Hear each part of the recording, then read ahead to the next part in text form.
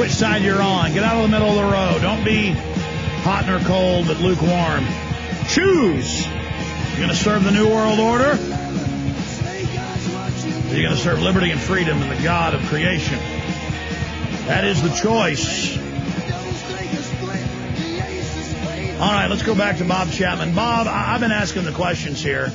I want you to take a few minutes out to get into anything that you think is important. I would imagine that always seems to be metals. Where do you see the market going in metals, but also in other commodities?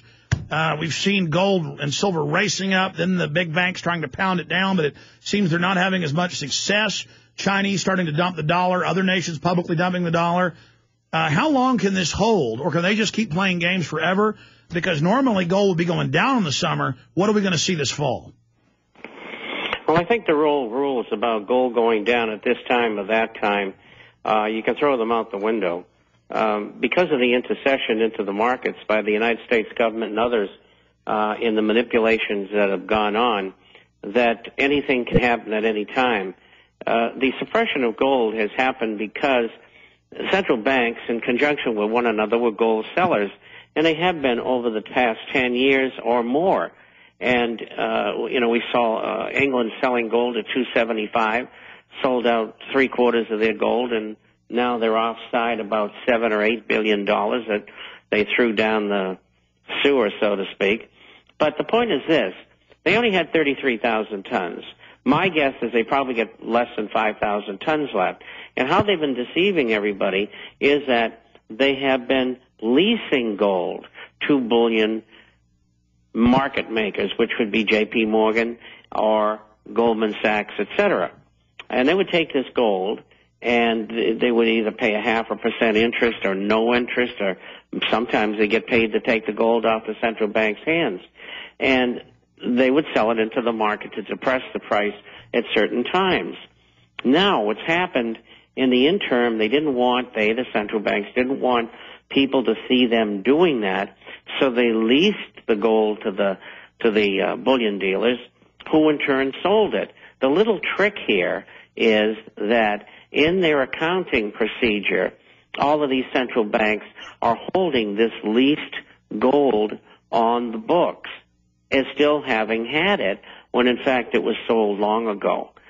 So I tell you that because they don't have much gold left. That's what I was about to ask you. I've seen that in the news where a lot of big nations and corporations are starting to say, we want our gold out of your vaults.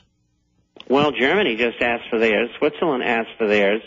And, I got a question today by email. Well, why are they doing that? Well, very simply, they don't trust the illuminists running the United States government anymore. That's what I was about to say. When you start seeing countries moving their gold reserves out of private central bank vaults, that is that's like seeing a giant thunderhead with lightning and wind blowing at you, and it's boiling towards you. You don't have to be a rocket scientist to know that the economic tumult we're already in is just the very leading edge, Bob.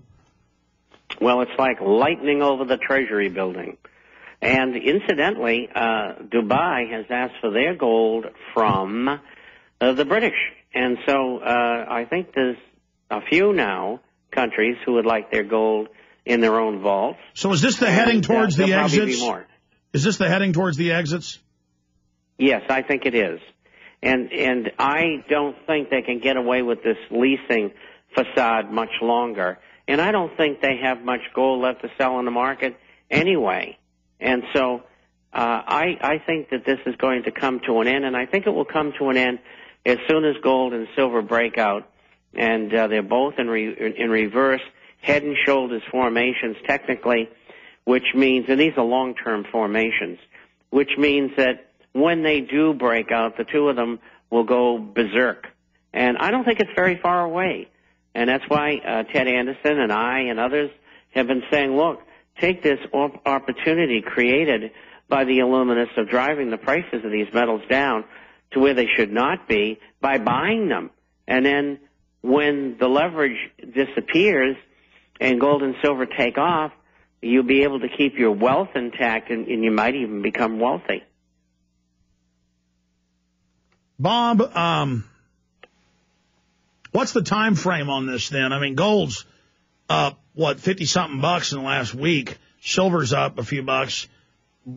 I mean, do you see it going up before it goes back down for another, testing a bottom, or do you see it just racing back through like we had last summer, but instead of going up to 1,000 and something, 1,200, 1,300, 1,400? I mean, are we going to see the next time it crest? How high do you think it'll go?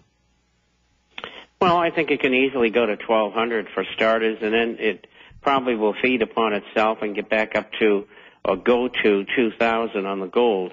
And, I have a lot of subscribers who are very heavily involved in gold-related assets.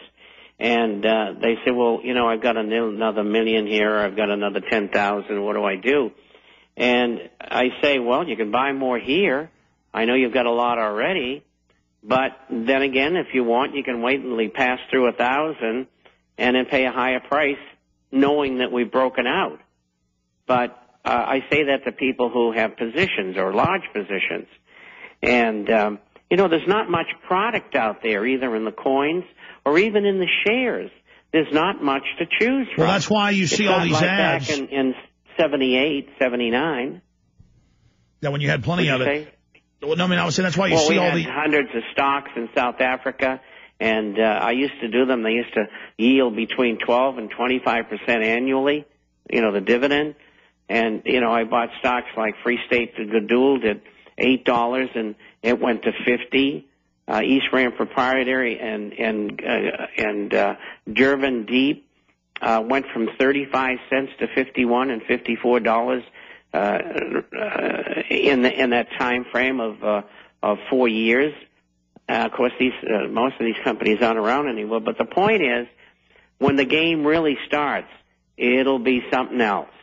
I mean, you'll pick up the paper and you'll see an MS-64 that was trading for $1,500 3 months before. They're selling for $5,000. Or you look at Agnico Eagle, which is selling around 53, and now it's selling, could be selling at 144. I mean, these are the kind of moves you're going to see. And I've been there.